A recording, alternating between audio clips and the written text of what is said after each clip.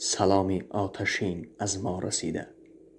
همان وقتی که خاطره نویسم، هزاران اشک از دیده چکیده. السلام علیکم برادران، خواهران، مادران و پدران عزیز. امروز من در یک فضای مجازی یک ویدیویی را دیدم که در آن یک سردختور با یک ناله و با یک اشاره به همه ما میگوید که ما باید سرجم باشیم، به مثل یک مشت باشیم، دستگیر یکدیگر باشیم در این روزهای سختی.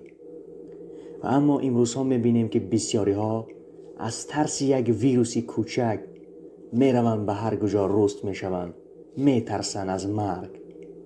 من با آنها گفتنیم برادران، نباید از مرگ ترسید، نباید از چنین یک ویروسی کوچک ترسید، بلکه باید از خداوند متعال ترسید. برادران عزیز، باید ما سرجم باشیم و در این روزهای سختی ملت بزرگ تاجیک به چنین یک دلیران شجاع، به چنین مردانی که برای خلق خود جان را می سپارند نیاز دارند. و من از بیت حافظ یک شعر گفتنیم و بعد به شما میفهمانم که چی معنی است و چی است. این چه شوری است که در دور قمر میبینم، همه آفاق پر از فتنه و شر میبینم. هر کسی روزی بهی میطلبد از عیان، مشکل آن است که هر روز بدتر میبینم. این مصرع آخرش همان است که آن آدمانی که میخواهند که روز را بهتر بینند، اما افسوس که آنها روز از روز بدتر را میبینند. چون که چرا چنین است؟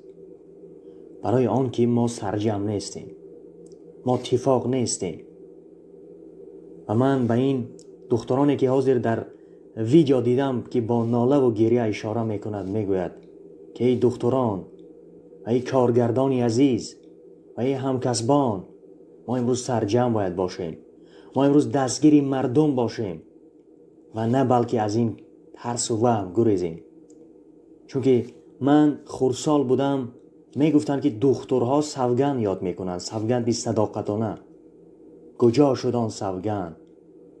کجا شد آن حسی وطن دوستی و ملت دوستی؟ برادران، سرجم باشیم، در این روزهای تنگ دستی دستگیر ملت خود باشیم و نگذاریم که ملت ما در این عذاب و عقوبت باشد. و بار دیگر من میگویم از مرگ نترسید برادران، از این ویروسی کوچک هم نترسید.